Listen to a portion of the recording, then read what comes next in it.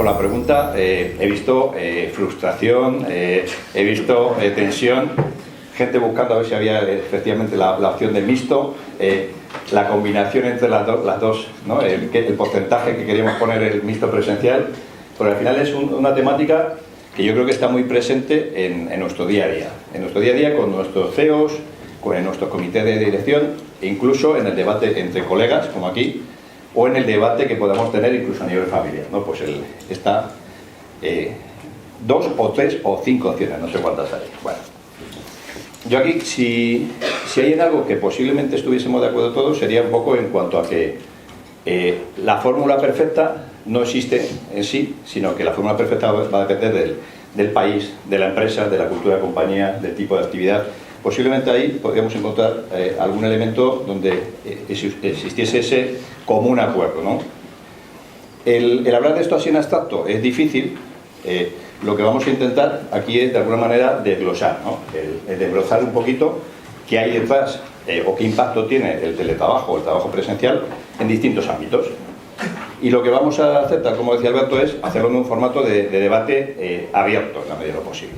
Con lo cual, yo voy a dar paso primero a mis colegas de mesa, pero lo que os voy a invitar es insistentemente, incluso señalando con el dedo a alguno de vosotros si fuese necesario, para que efectivamente esto sea un debate entre colegas de la profesión, independientemente que siempre vamos a abrir cada temática con Yolanda y con Joaquín. Bueno, vamos con el primer punto, que es productividad.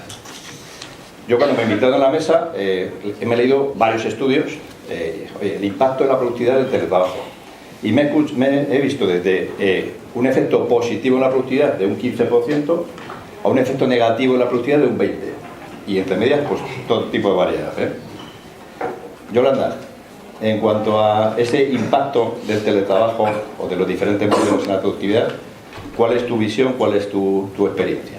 Vale, pues viendo que la ciencia no nos ayuda, ¿no? Porque nos dice una cosa y la contraria, eso es lo bonito de las estadísticas, lo reflexionábamos justo antes de entrar, ¿no? Pues depende de cómo lo midamos, ¿no? Si lo medimos en términos de productividad individual, pues no sé, es mi supuesto, pues a lo mejor ese 15% es cierto, ¿no? Los días que te quedas en casa tienes una capacidad de concentración muchísimo mayor, ¿no? Pero seguramente el efecto contrario es la productividad colectiva, ¿no? Entonces a mí me gustaría que inspiráramos un poco la reflexión de somos organizaciones que trabajamos pues en red, que colaboramos y que nuestro resultado colectivo es mejor que el resultado individual siempre. Por lo tanto, yo mediría la productividad en términos colectivos y en el resultado que está consiguiendo la compañía y los equipos, ¿no? Tiene un efecto positivo, seguro, pero los extremos siempre nos llevan a conclusiones erróneas. Entonces yo creo que basar la productividad como un indicador para plantearse el trabajo híbrido es adecuado. Yo creo que nos faltan muchos otros matices, ¿no? Entonces, la virtud siempre está en el medio, por lo tanto, vayamos a un análisis mucho más preciso y veamos qué ganamos y qué perdemos combinando los diferentes elementos que nos permiten pues, establecer un modelo que, como tú dices, puede ser muy diferente. En función del país, de la actividad, de la compañía, del momento de compañía también, lanzo esa reflexión. Joaquín, opinión, bien, les he dicho que entren y salgan en sus compañías en la medida que se sientan más confortables. Pueden dar su visión como profesionales o, en algunos casos, la experiencia que ellos están teniendo en sus propias compañías. Pues desde donde quiera jugarla. Sí, bueno, lo primero, buenas tardes y encantado de participar en esta mesa con vosotros. En mi caso, voy a ser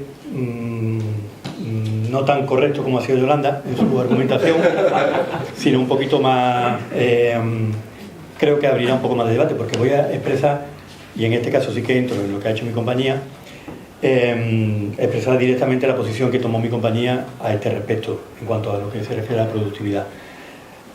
Nosotros en el año 22, que ya había terminado la pandemia afortunadamente, iniciamos un estudio, un proyecto piloto para analizar si se mantenía o no el modelo de teletrabajo con el que veníamos operando anteriormente. En nuestro caso, el teletrabajo era obviamente para los puestos de soporte, no puestos en un banco. En un banco, evidentemente, el personal de oficina necesariamente acudir, si bien es cierto que los compañeros que prestan servicios de soporte y servicios centrales, que como le llamamos, sí que están teletrabajando. Como digo, en mediados del 22 iniciamos un proyecto piloto que tuvo un alcance de 1 año. Trimestralmente, 4 trimestres, se fue analizando la evolución, entre otras variables, por supuesto, se medía la productividad de lo que venía representando el trabajo en remoto, y a la conclusión de ese estudio, de ese proyecto piloto, en verano del año pasado, después de 1 año, se tomó la determinación de volver en modo presencial para todos los trabajadores. Se anuló internamente el modelo de teletrabajo. Insisto, a resulta de las conclusiones. Ya te preguntaremos un poco sobre posibles impactos en otro tipo de cosas como compromiso o rotación. Por supuesto. Es especialmente interesante porque aquí sí existe una medición en la compañía en cuanto a ese aspecto. Si os parece, os lanzo una pregunta más y os doy paso por los 2 primeros factores. El segundo sería compromiso. Yo aquí también he leído y tampoco he conseguido ninguna conclusión definitiva, porque he visto desde también efecto positivo como efecto negativo. Leo una frase de un estudio de SADE. Es el espacio presencial el que refuerza y mantiene la cultura, y fortalecer la cultura será clave para contar con equipos comprometidos. No lleva presencial. Y luego, por otro lado, numerosos estudios, no cito fuentes en este caso, se habla de la obtención de mayor compromiso en modelos remotos o híbridos, dado que estos satisfacen una demanda específica que es la flexibilidad por parte de los empleados. ¿Qué hacemos con el compromiso? ¿Cuál es vuestro el ¿Pero efecto? qué es el compromiso? ¿Compromiso respecto a qué? ¿No? Entonces, yo creo que quizá históricamente hemos basado mucho el compromiso en atributos que a día de hoy son obsoletos, como quien más está en la oficina, quien más participa, quien más colabora, más comprometido está. No necesariamente es cierto. Yo creo que las nuevas generaciones nos están retando. Entonces, el compromiso en un objetivo colectivo, en una alineación de los equipos es evidente, ¿no? Y cuanto más conectado estoy personalmente con lo que hago y con mis compañeros, pues muchísimo mejor. Pero nos encontramos con que hay nuevas generaciones que plantean que pueden estar igual de comprometidos trabajando diferente. Y eso nos conlleva a muchos retos desde el punto de vista de atracción. Entonces, seguramente sí, el estar juntos nos genera mayor conexión, ¿no? Pero hemos aprendido a conectar de una manera diferente. Entonces, yo diría que ganamos y que perdemos si polarizamos, ¿no? Si el compromiso es por estar presencialmente, pues seguramente generaciones baby boomers, incluso millennials, pues lo entenderán. Si les planteamos a gente más joven que si no vienen a la oficina no están comprometidos, pues seguramente nos dirán, no es mi compañía. Entonces, voy a la pregunta más profunda de qué nos compromete a cada uno de nosotros. Entonces, creo que tenemos que ser muy versátiles y escuchar mucho. Porque una única solución no nos va a llevar a realmente cubrir las inquietudes de todas las personas. Y las generaciones jóvenes vienen muy fuertes al respecto. Y hay gente que decide no unirse a un proyecto porque no hay flexibilidad. Ahí lo dejo. Ahora entraremos en atracción también. Joaquín. Pues en relación al compromiso y al espacio físico de trabajo, entendiendo, como bien comenta Yolanda, que se puede ser consciente de que cada generación tiene una necesidad evidente, lo comparto plenamente, pero es cierto que yo creo que el espacio de trabajo es un lugar clave como vehículo para transmitir comportamientos, para transmitir valores que de alguna manera vienen a reforzar lazos culturales y que la experiencia de años pasados nos ha hecho ver que sigue siendo imprescindible. Yo considero que apostar por un espacio presencial en el que se puedan compartir elementos del día a día, que te da esa cercanía, esa complicidad, le da mucho valor y es un elemento potente, claramente. ¿Puedo plantear una anécdota? Cuando todavía estábamos que la gente no vuelve, que nos cuesta, que nos cuesta, que nos cuesta. Pues el grupo más joven de una de nuestras oficinas planteó que es que nos tenemos que ver. Pero verse era un after work. Entonces quedaban una vez a la semana, los miércoles, para cervezas. Había gente que no estábamos invitados porque no superábamos el límite máximo de edad. Trabajaban en remoto, pero quedaban para las cervezas. qué bien que nos hemos conocido, ostras, tú estás en la compañía desde hace 2 años, pero no te había visto y tal. Y cuando ya hemos vuelto de una manera más estructural, pues sí, lógicamente esos lazos se refuerzan, ¿no? Pero no necesitaban trabajar juntos. Su sentido de pertenencia y su conexión más emocional la encontraban a través de eventos fuera de lo que era la oficina. Lo lanzo aquí, ¿no? Al hilo de lo que tú dices, me sorprendió muchísimo. Se aprende cada día. Bueno, para ser fiel a lo que hemos dicho en el inicio, os toca.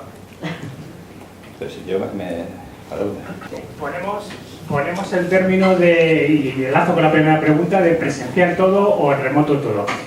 Yo, desde el punto de vista de mi experiencia, yo creo que lo que hay que es vivido el lazo con el compromiso. Es decir, la gente que no es competitiva, productiva o no tiene compromiso, ni lo es en la oficina ni lo es fuera, ¿no? Yo creo que hay que empezar a individualizar esa situación y luego tenemos que empezar a plantearnos también cuál es el momento del trabajo. Es decir, habrá momentos donde a lo mejor sea bueno traer a la gente a la oficina porque todavía vamos a trabajar en grupo o alguna cosa, y momentos en los que hay que dejar fuera ese especie. Incluso dentro de la propia oficina, sitios de concentración, sitios de reunión, sitios de expansión. ¿Cuál pensáis que es un poco la reflexión? Y sobre todo eso, ¿no? Romper y decir, oye, que esto no va sobre un sitio u otro, sino va de efectivamente ganar ese compromiso, esa productividad individualmente, y el que no lo es, no lo va a hacer ni en un sitio ni en otro, ¿no? ¿Qué opináis? Yo soy Serezade, estoy en Fujitsu y nosotros tenemos un modelo híbrido y también se planteó, ¿no?, la cuestión, y hemos estado tiempo haciendo unos esfuerzos, venga a la oficina y venir a la oficina, y todos los directores, oye, venga, animar a vuestra gente que venga a la oficina y tal y cual. Y la gente decía, pero vamos a ver, si es que yo lo que trabajo, y como estoy trabajando desde casa, soy mucho más productiva, no pierdo tiempo, además estoy cuidando el planeta, porque no me estoy moviendo con el coche, ni estoy en atasco, ni tal, y encima puedo conciliar con mi vida personal, los que tenemos niños, que si el cole, que si las guardias y tal, no. Entonces, ¿qué pasa? Que al final yo creo que el modelo que nosotros tenemos es un modelo híbrido y además muy flexible, y también teniendo en cuenta que, porque yo creo que en el caso de Joaquín, posiblemente lo que pasa es que, claro, la orientación al cliente y la atención al cliente también requiere una presencialidad. Y a nosotros también tenemos dentro de la organización personas que no van a poder teletrabajar. Entonces, yo creo que hay que combinar un poquito todo, ¿no? El interés de la persona, el puesto que tiene la persona, si la orientación que tiene ese puesto es precisamente de cara a un cliente, o imaginaros nosotros que tenemos gente en cliente, que tiene que hacer el perfil que haya definido el cliente, no el de Fujitsu. Entonces, yo creo que merece la pena entender y escuchar las necesidades individuales de cada uno. Las generaciones, como tú decías, Yolanda, también nos están marcando. Nosotros tenemos personas que ya en el momento de contratación te dicen, oye, si no está el trabajo 100% no cuentes conmigo. Y te lo ponen así de claro encima de la mesa. Entonces, no podemos obviar que eso está ahí, ¿no? Pero tampoco podemos obviar que hay personas que necesitan verse. Y entonces nosotros lo que hacemos son eventos especiales. Pues hacemos un evento en el cual termina el evento con una comida, o empieza el evento con un café, o empieza cualquier tipo de evento que hagamos. Al final intentamos pues que haya un premio, que se rife algo y tal, para que efectivamente motivemos, pero sabiendo que siempre va a haber personas que van a decidir que trabajan mejor desde su casa y que son mucho más productivos. Y si hiciéramos el análisis, que seguramente que lo habéis hecho, ¿no, Joaquín? Pero la banca Unicaja ha perdido algo en el momento de pandemia, cuando la gente estaba teletrabajando. Yo, del conocimiento que tengo de otras empresas, es que no se ha perdido, al contrario, hemos incluso incrementado la rentabilidad. Por tanto, yo entiendo una parte psicológica, digamos, ¿no?, en donde el cuidado de las personas también, desde ese punto de vista, hay personas que necesitan mucho el contacto presencial, que hay que cuidarlo, hay que fomentarlo, pero realmente la pandemia nos ha enseñado que somos capaces de hacer muchas cosas desde la distancia y sin ningún tipo de problema. Un repensamiento de la visión del compromiso, porque creo, y el otro día hablando con una compañera en una empresa, al final creemos que el compromiso es el que nosotros teníamos en el pasado con las condiciones que nosotros tenemos, y el contacto con el propósito hoy que hablábamos en el café a reposicionar el compromiso. Me encantó un comentario que hizo John Haider, que la verdad a mí me explotó la cabeza, recién llegada a Recursos Humanos, que dijo, el engagement es malo para las compañías. Y dije, joder, pues estamos trabajando y invirtiendo en esto. Y dijo, ya, pero es que cuando tú estás comprometido con algo no quieres que cambie. Y en el momento que estamos, que las cosas tienen que cambiar, necesitamos revitalizarlos, ¿no? Esto estaba en lo de las organizaciones exponenciales de Salim y el ¿no? A mí me parece que la discusión del trabajo remoto y presencial también incluye la parte de salud mental, ¿no? Y aquí voy a discrepar un poco, con todo el cariño, en la pandemia no pasó nada porque nuestro foco no era teletrabajo, lo que hicimos en la pandemia. Trabajamos en casa pero no era teletrabajo es otra cosa. Y dimos mucho más de lo que recibíamos porque teníamos miedo a cortar, porque no queríamos salir de casa, porque muchísimas cosas y renunciamos a muchas cosas. El teletrabajo que nos piden hoy es diferente, entonces a mí me gustaría también incluir en la discusión del trabajo remoto y presencial la parte del bienestar y del cuidado y además la flexibilidad que decía Ubina antes en las tendencias de recursos humanos, que a lo mejor la gente ya no quiere trabajo presencial o remoto, quiere un híbrido, necesita cosas diferentes y tal. Entonces, muchísimas gracias por vuestros estos y me quedo con todo este compromiso. Estudio del Ministerio de Asuntos Económicos y Transformación Digital. El 37% de los encuestados declaró sentirse estresado por el teletrabajo. Ausencia y separación entre la vida privada y profesional, constante accesibilidad, está siempre localizable, y falta de espacios adecuados. Esto parece que no hay ninguna cosa que sea perfecta. ¿Cómo lo veis, Joaquín? Yo, por alusiones a lo que comentabas antes, decías tú que en pandemia pensabas que la banca no había perdido. Efectivamente, la banca gana normalmente, ¿no? Siempre. Cierto es que yo creo que el estudio en realidad habría que hacerlo ahora, ¿no? Es decir, ver los resultados de Unicaja comparativos con el resto del sector, que evidentemente no estén acogidos al modelo que hemos planteado, ¿no? Y a partir de ahí puedes decidir también. Entiendo que cualquier decisión de este tipo siempre es evolutiva, ¿no? No es algo estanco, ¿no? Y si me permites, en la conversación de café, de la elección entre trabajo presencial y teletrabajo, hemos coincidido todos en la elección de trabajar en Málaga. Me ha surgido unanimidad. Me han surgido dos compromisos, y en referencia a la otra introducción que tú hacías, entiendo que también pusiste el punto en un elemento que es determinante y al final es un análisis sectorial. Yo creo que eso es fundamental. Hablo desde el sector financiero, donde efectivamente la atención presencial con los clientes es imprescindible. Al igual que en sectores industriales, donde también el trabajador en planta, pues trabaja en planta. Había un meme por ahí de un señor que tenía una hormigonera en el salón de su casa, ¿no? En época de... Y era divertido, ¿no? Pero ya está, entiendo que eso en la práctica no tiene... Pero habrá otros sectores, otras compañías, donde seguramente, pues igual no hay ni debate, ¿no? Precisamente, ¿no? Porque está muy claro cualquier posicionamiento. Y eran los dos comentarios que te quería... ¿Vale? Así que... Yo un par de comentarios también al hilo de las tres intervenciones, gracias. El que comentabas tú respecto a el hecho de ir al trabajo y para qué, ¿no? Nosotros volvimos de pandemia, implementamos 60-40, como seguramente muchas compañías, pero nos dimos cuenta que el 60-40 tampoco te generaba per se, ¿no? Una mejor colaboración, porque a lo mejor mi 60-40 no es el tuyo y llevo una semana o dos o tres sin verte, ¿no? Entonces lo que hicimos fue que esa presencia fuera intencional. Y os doy ejemplos muy prácticos, pero que de momento nos están funcionando. Pues, por ejemplo, en mi equipo hemos decidido que los días en los que estamos todos en la oficina pues son lunes y miércoles, y las reuniones de departamento, las sesiones de trabajo ocurren esos días. Y después el 40 se distribuye de manera pues, proporcional en cada caso, ¿no?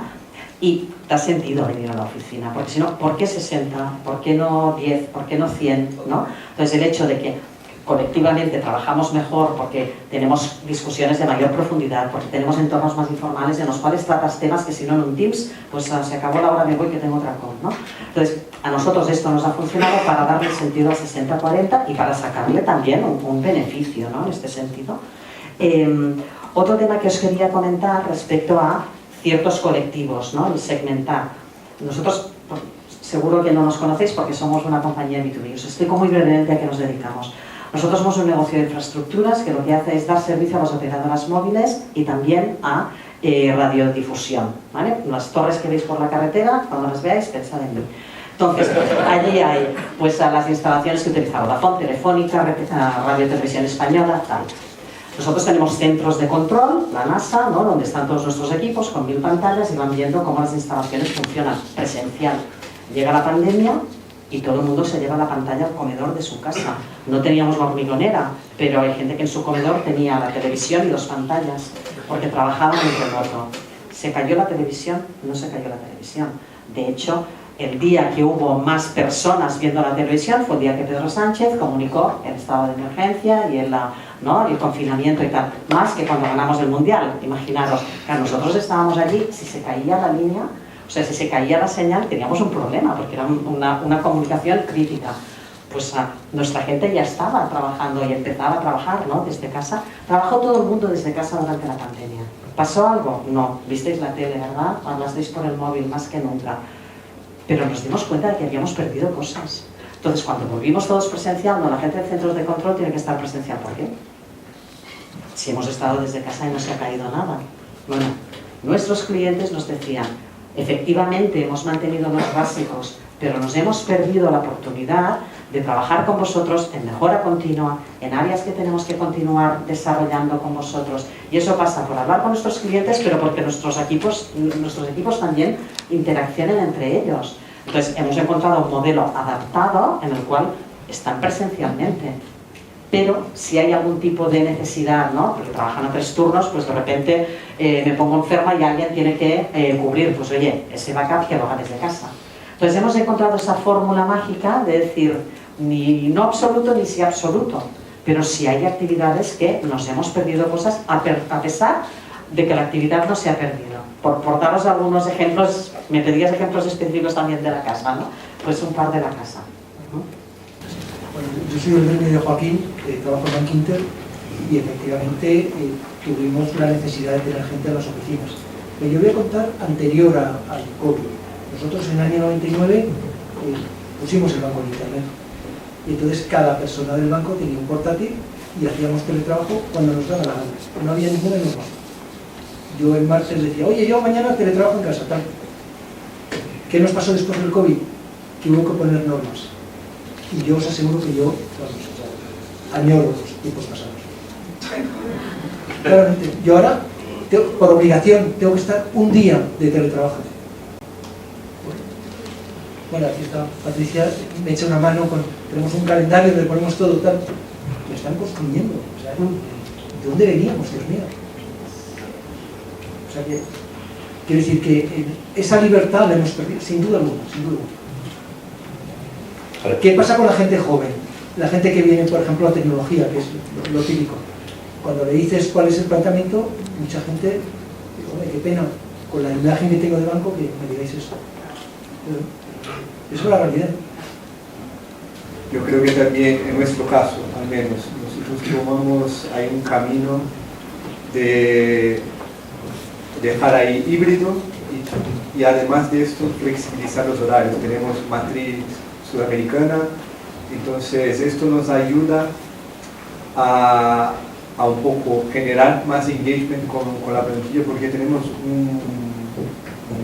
una cantidad de personas que tienen perfiles muy distintos y como lo vimos un poco más anteriormente con la presentación de Silvina también, parte de el beneficio cambió y hoy día creo que la modalidad de trabajo es parte de los beneficios que entrega la empresa, es parte de la propuesta de valor. Pues en nuestro caso también tenemos puestos híbridos, puestos 100%, tenemos puestos 100% presenciales y ya es parte de nosotros cuando vamos a publicar un puesto, a hacer el hunting, es parte de la propuesta de valor para esta posición y las reglas bien armadas, pero yo creo que no hay el correcto, incorrecto o una solución que va a servir 100% para todos los casos. Es que me llamó mucho la atención el mero hecho de perder la libertad, porque estamos hablando de modelos. Pero modelos, es verdad que son válidos a nivel general, pero si vamos a ver a nivel personal, justamente estamos hablando de personalizar una experiencia de aprendizaje. Aquí es lo mismo, es que hay extrovertidos, hay introvertidos. Entonces, el rendimiento personal debería ser realmente el objetivo. y a partir de ahí vamos a construir las características o los elementos que sean necesarios para que esa persona pueda rendir. Y yo creo que ahí también el empoderamiento del manager directo tiene que ser clave, porque está muy bien que una dirección general impone un cierto módulo, pero es que es imposible poder prever todas las situaciones dentro de la compañía, porque hay diferentes plantillas y diferentes situaciones para justamente llegar a esto, o sea, el mejor rendimiento. Entonces, creo que el hablar de modelos está muy bien, pero en la práctica está mucho mejor dar las herramientas a las personas que tienen que manejar y gestionar equipos. Yo me quedo con palabras como decías, individualizar. Yo creo que mayoritariamente apostamos pues, por esos modelos más híbridos, donde efectivamente adecuemos muy bien el modelo, no solamente al individuo, sino también a las características del puesto, a la cultura de la organización, etcétera. Yo creo que todos estamos yendo un poco en esa dirección, que nos llevan a soluciones totalmente diferentes. El futuro, pues hablamos de inteligencia artificial, robotización. A mí lo que me gustaría es que Yolanda y Joaquín sacasen la bola de cristal un momentito y nos dijesen cómo va a ser el futuro en esta materia. Yo espero que humano. Y después ya veremos cómo trabajamos. No sé, personalmente todavía no soy capaz de identificar cómo la inteligencia artificial nos va a afectar en las formas de trabajar. O sea, lo puedo intuir, pero si pienso en 10 años todavía se me escapa un poco. Pero creo que tenemos que seguir pensando que la inteligencia humana supera la artificial. Y a partir de aquí aprenderemos a trabajar diferente, seguro, y seremos más efectivos porque habrá cosas que haremos diferente. Pero me asusta un poco, lo tengo que reconocer desde la humildad. Hay que defender la inteligencia humana y la emoción humana, ¿eh? Sí, sí. Yo creo que las dos cosas tienen que ir de la mano. Sí, sí. Joaquín. Complicado. El futuro es difícil de predecir. Coincido con el anhelo de Yolanda, humano por supuesto siempre, pero yo creo que razonablemente las variables que se han evidenciado en el transcurso de esta conversación nos dan las claves, ¿no? Para que al final, obviamente hemos polarizado para poder también tener debate, pero hay campos intermedios que están en la mente de todos que también tienen mucho sentido. En todo caso, el futuro se tiene que ir haciendo y entiendo que una forma razonable de construirlo es, entre otras, prueba y error. Trabajar sobre un modelo, ver si te funciona y si no, pues adaptarte e introducir los cambios que se requieran razonablemente. Muy bien. Pues muchísimas gracias, Yolanda, muchísimas gracias, Joaquín, y muchas gracias a todos por la... Gracias. Muchísimas gracias.